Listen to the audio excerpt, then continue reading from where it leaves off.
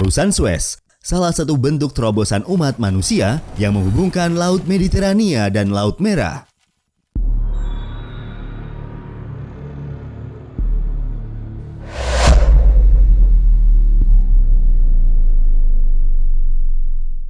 Terusan ini memiliki letak geografis yang sangat strategis karena menghubungkan Asia dan Eropa, serta menyediakan jalur laut yang jauh lebih pendek dan efisien bagi kapal-kapal dari berbagai negara. Seperti yang kita ketahui, Terusan Suez adalah sebuah terusan buatan atau kanal buatan yang terletak di wilayah negara Mesir. Terusan ini memiliki panjang sekitar 193,30 km yang menghubungkan antara Port Said di Laut Mediterania dengan Port Tevfik di Laut Merah. Selain itu, jalur Terusan Suez ini juga melalui Isthmus of Suez, sebuah jembatan darat alami yang menjadi batas antara benua Afrika dan Asia. Sejak pertama kali dibuka pada tahun 1869, Terusan Suez memiliki peran yang cukup penting bagi dunia transportasi, terutama transportasi laut. Terusan Suez merupakan bagian dari jalur transportasi utama dunia dan menjadi titik penting dalam perdagangan internasional. Terusan ini memungkinkan kapal-kapal dari berbagai negara untuk menghindari perjalanan panjang melalui Tanjung Harapan, sebuah jalur yang sangat berbahaya dan memakan waktu yang cukup lama. Dengan Terusan Suez, kapal-kapal dapat memotong perjalanan mereka hingga ribuan kilometer, menghemat waktu dan biaya.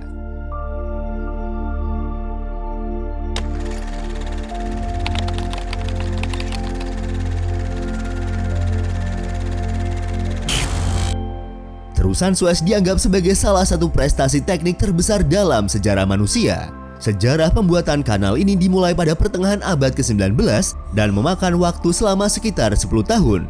Proyek pembangunan Terusan Suez sendiri dimulai pada tahun 1859 dan secara resmi dibuka pada bulan November tahun 1869. Meski pembangunan Terusan Suez baru dimulai pada tahun 1859, menariknya, gagasan tentang kanal besar yang menyediakan rute langsung antara dua badan air ini sudah ada sejak kuno. Disebutkan bahwa Firaun Mesir Senusret III mungkin telah membangun kanal awal yang menghubungkan Laut Merah dan Sungai Nil sekitar tahun 1850 sebelum Masehi. Dan menurut sumber-sumber kuno, Firaun Necho II dan penakluk Persia Darius memulai dan kemudian meninggalkan proyek serupa. Kanal itu konon selesai pada abad ketiga sebelum Masehi selama era dinasti Ptolemeus. Surutnya Laut Merah dan juga menyusutnya Sungai Nil diperkirakan menjadi penyebab hilangnya kanal-kanal yang dibangun pada era kuno tersebut. Pada era modern, gagasan tentang pembangunan kanal besar ini muncul selama abad ke-16 ketika Wazir Agung Ottoman Sokullu Mehmed Pasha berusaha membangun kanal yang menghubungkan Laut Merah dan Mediterania. Hal ini dimotivasi oleh keinginan untuk menghubungkan Konstantinopel dengan rute perdagangan dan perjalanan haji di Samudra Hindia, serta oleh kepentingan strategis. Selanjutnya, pada akhir abad ke-18, selama periode penaklukan Prancis di Mesir dan Suriah, Napoleon menyatakan minatnya untuk menemukan sisa-sisa saluran air kuno. Namun belakangan rencana Napoleon tersebut dibatalkan karena pada masa itu diyakini bahwa Laut Merah dan Laut Mediterania memiliki tingkat ketinggian yang berbeda. Gagasan untuk membuat terusan ini kembali muncul pada abad ke-19. Dimulai pada tahun 1830-an berkat karya seorang insinyur dan juga penjelajah Prancis yaitu Linon de Bellefonds, di mana Bellefonds melakukan survei di tanah genting Suez dan memastikan bahwa Laut Mediterania dan Laut Merah berada pada tingkat ketinggian yang sama. Ini berarti kanal tanpa kunci dapat dibangun di tempat tersebut dan membuat konstruksi kanal menjadi jauh lebih mudah. Pada tahun 1854, Ferdinand de Lesseps, mantan konsul Prancis untuk Kairo, mendapat kesepakatan dengan gubernur Ottoman Mesir, yaitu Said Pasha, untuk membangun kanal sepanjang 100 mil atau sekitar 160 km melintasi Isthmus of Suez atau Tanah Genting Suez. Dia membayangkan bahwa saluran tersebut akan terbuka untuk kapal dari semua negara. Konstruksi dimulai di ujung kanal Port Said paling utara pada awal tahun 1859. Pekerjaan penggalian kanal ini memakan waktu sekitar 10 tahun dan diperkirakan lebih dari 1,5 juta orang mengerjakan proyek tersebut. Membangun terusan Suez membutuhkan tenaga kerja besar-besaran dan pemerintah Mesir pada awalnya memasok paling banyak dengan memaksa orang miskin bekerja dengan gaji kecil dan di bawah ancaman kekerasan. Mulai akhir tahun 1861, dengan menggunakan teknik tradisional, puluhan ribu petani menggunakan beliung dan skop untuk menggali bagian awal kanal. Namun teknik yang digunakan ini memiliki kelemahan utama, yaitu progresnya yang sangat lambat. Selain itu, proyek tersebut juga menemui hambatan setelah penguasa Mesir Ismail Pasha tiba-tiba melarang penggunaan tenaga kerja paksa pada tahun 1863. Dihadapkan dengan kekurangan pekerja yang kritis, Lesseps dan perusahaan terusan Suez kemudian mengubah strategi mereka dan mulai menggunakan beberapa ratus skop dan kapal keruk bertenaga uap dan batu bara yang dibuat khusus untuk menggali kanal. Teknologi baru ini memberi kemajuan yang dibutuhkannya, dan perusahaan terus membuat progres pesat selama 2 tahun terakhir konstruksi. Pembangunan proyek ini direncanakan selesai dalam kurun waktu 6 tahun, namun pada kenyataannya, proyek tersebut baru bisa diselesaikan 10 tahun. Pada bulan Agustus tahun 1869, pembuatan jalur air selesai, dan pada tanggal 17 November tahun 1869, terusan Suez secara resmi dibuka.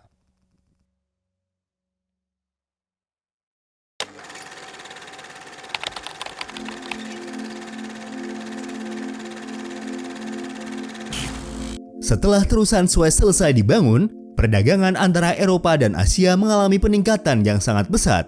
Terusan Suez menjadi jalur pengiriman utama dari Laut Tengah ke Laut Merah dan mengurangi waktu pengiriman dari Eropa ke Asia sekitar 7.000 km perjalanan dibandingkan dengan perjalanan yang dilakukan melalui Atlantik Selatan dan Samudra Hindia bagian selatan.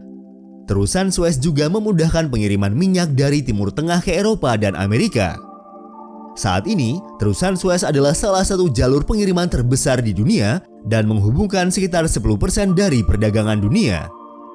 Rata-rata, sekitar 50 kapal mengarungi kanal ini setiap harinya dan membawa lebih dari 300 juta ton barang per tahunnya. Pada awalnya, terusan Suez dikelola oleh perusahaan terusan Suez yang didirikan oleh Ferdinand de Lesseps. Perusahaan ini didirikan sebagai perusahaan saham gabungan Mesir dengan sebagian besar saham dimiliki oleh Prancis. Berdasarkan perjanjian konsesi pertama, perusahaan terusan Suez ini diberikan jangka waktu konsesi selama 99 tahun yang dimulai sejak kanal ini diresmikan. Artinya, perusahaan tersebut diberi kewenangan untuk mengelola terusan Suez sampai tahun 1968.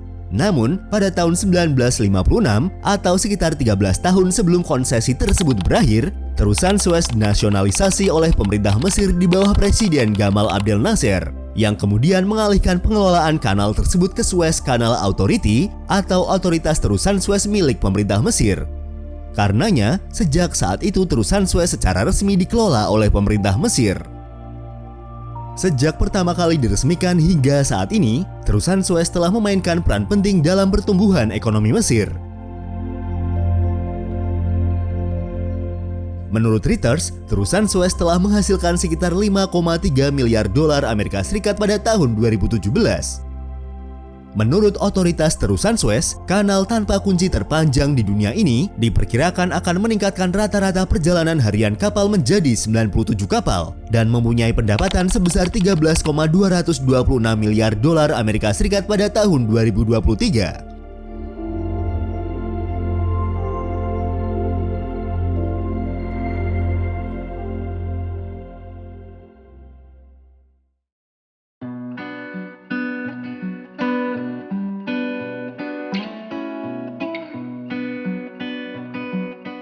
Itulah sedikit gambaran tentang terusan Suez yang semoga bisa menambah wawasan dan pengetahuan untuk kita semua. Seperti biasa, untuk melengkapi video kita kali ini, berikut adalah beberapa fakta menarik tentang terusan Suez yang sayang jika dilewatkan.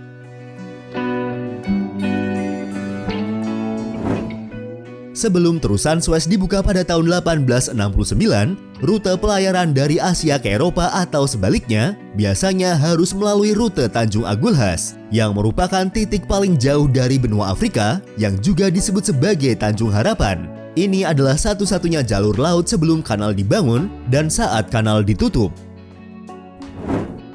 Selain rute laut Tanjung Harapan, jalur alternatif lain untuk melintasi kawasan tersebut adalah melalui rute darat, di mana penumpang dan barang kadang-kadang dibongkar dari kapal dan dibawa melalui darat antara Laut Mediterania dan Laut Merah. Pembangunan terusan Suez secara resmi dimulai pada tanggal 25 April tahun 1859. Diperkirakan total sekitar 74 juta meter kubik tanah harus dipindahkan dari tempat sebelumnya untuk membangun kanal tersebut. Selain itu, total biaya asli proyek tersebut diperkirakan mencapai 200 juta franc.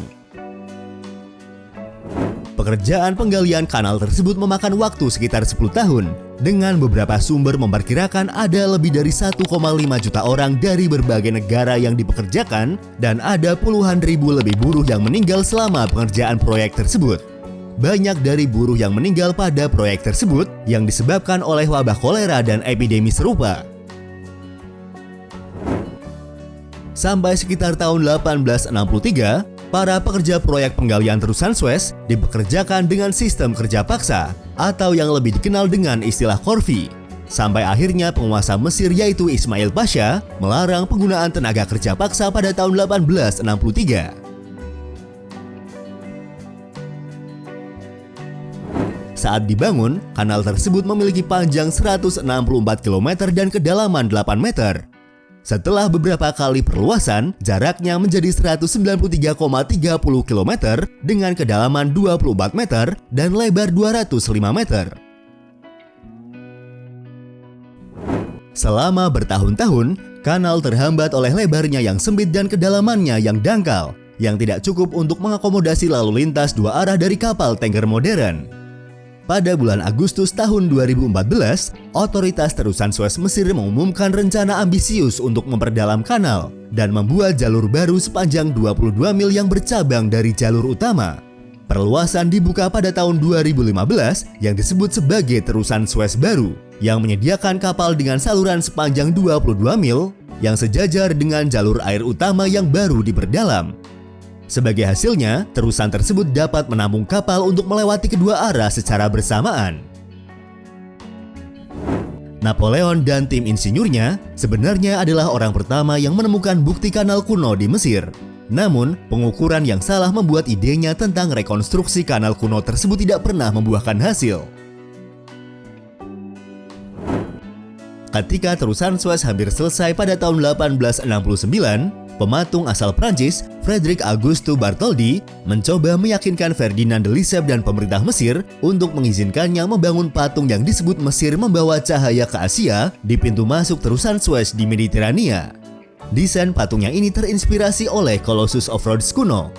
Bartholdi membayangkan patung wanita setinggi 90 kaki atau sekitar 27 meter yang mengenakan jubah petani Mesir dan memegang obor besar yang juga berfungsi sebagai mercusuar untuk memandu kapal ke kanal. Proyek tersebut tidak pernah terwujud karena mahalnya biaya pembuatan patung tersebut.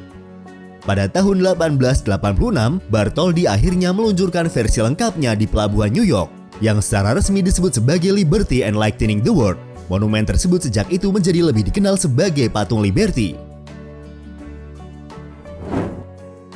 Pada tahun 1956, terusan Suez menjadi pusat perang singkat antara Mesir dan pasukan gabungan Inggris, Prancis, dan Israel.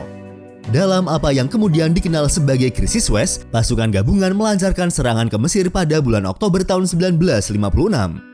Pasukan gabungan ini berhasil mendekati terusan, tetapi kemudian mundur dari Mesir, menyusul kecaman dari Amerika Serikat dan ancaman pembalasan nuklir dari Uni Soviet. Selama perang 6 hari pada bulan Juni tahun 1967 antara Mesir dan Israel, terusan Suez ditutup oleh pemerintah Mesir dan diblokade di kedua sisinya menggunakan ranjau dan kapal yang ditenggelamkan. Pada saat penutupan tersebut, 15 kapal internasional terjebak dan ditambatkan di titik tengah kanal The Great Bitter Lake. 15 kapal yang terdampar akhirnya diizinkan meninggalkan kanal pada tahun 1975. Saat itu, dari ke-15 kapal tersebut, hanya 2 kapal yang masih cukup layak laut untuk melakukan pelayaran. Pada bulan Maret tahun 2021, sebuah kapal kontainer besar yang berangkat dari Tiongkok tersangkut di kanal yang disebabkan oleh cuaca buruk. Tersangkutnya kapal Evergreen dari Tiongkok ini telah memblokir lebih dari 300 kapal di jalur pelayaran vital. Insiden tersebut berlangsung selama 6 hari dan berhasil mengganggu lalu lintas perdagangan global. Insiden ini menelan biaya kargo hampir 400 juta dolar Amerika Serikat per jam. Bayangkan saja berapa kerugiannya. 400 juta dolar Amerika Serikat dikali 144 jam, lalu dikonversi ke rupiah. Hitung sendiri hasilnya.